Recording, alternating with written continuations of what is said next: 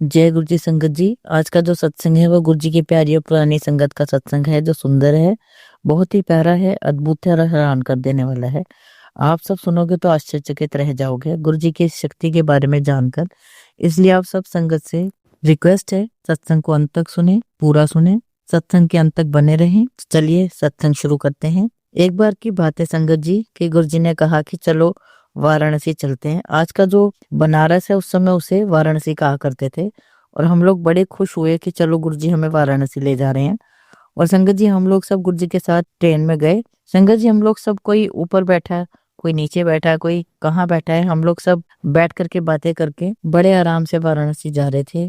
कोई सोना चाह ही नहीं रहा था ट्रेन में। एंड नेक्स्ट मॉर्निंग संगत जी हम लोग बनारस पहुंच गए। अब संगत जी जब हम सुबह बनारस पहुंचे तो गुरु जी ने हमें बढ़िया चाय वाय पिलवाई, और फिर गुरुजी ने कहा चलो गंगा किनारे चलते हैं।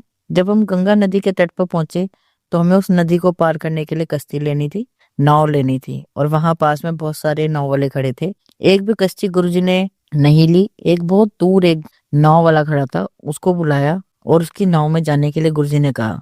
हमने कहा गुरुजी वो तो मुस्लिम कश्ती है। तो गुरुजी कहते हैं कोई बात नहीं, हम इसी की नाव में गंगा पार करेंगे। जब हम उस पार गए तो आधा पौना घंटा इधर उधर घूमे, और फिर कहते हैं गुरुजी कि चलो वापस चलते हैं उस पार। और फिर उसी कश्ती में हम वापस लौट आए, और फिर हम लोग वापस स्टेशन आ गए। ट्रेन तो रात में ही थी। तो हमने पूछा गुरुजी आप क्या करने आए हो यहाँ बनारस। हमने पूछा कि गुरुजी आपको सारा मल्ला छोड़ के वही कश्ती वाला दिखाई दिया। तो गुरुजी कहते हैं कि यह जो कश्ती वाला था यह शिव भगत था, 250 साल पहले इसने मेरी बहुत सेवा की थी। इसे सिर्फ मेरी ही लगन लगी थी। तो कहते हैं गुरुजी कि उसका कर्ज मैं यहाँ पर उतारने आया हूँ। और फिर गुरुजी ने कहा कि इसका बेटा बहुत बीमार है, अगर मैं कुछ नहीं करता तो इसका 25 साल का जवान बेटा मर जाता, इसलिए मैं इसका कल्याण करने यहाँ आया हूँ। तो देखिए संगत जी, जब वक्त आता है तो गुरुजी बहुत कल्याण करते हैं। जय गुरु जी।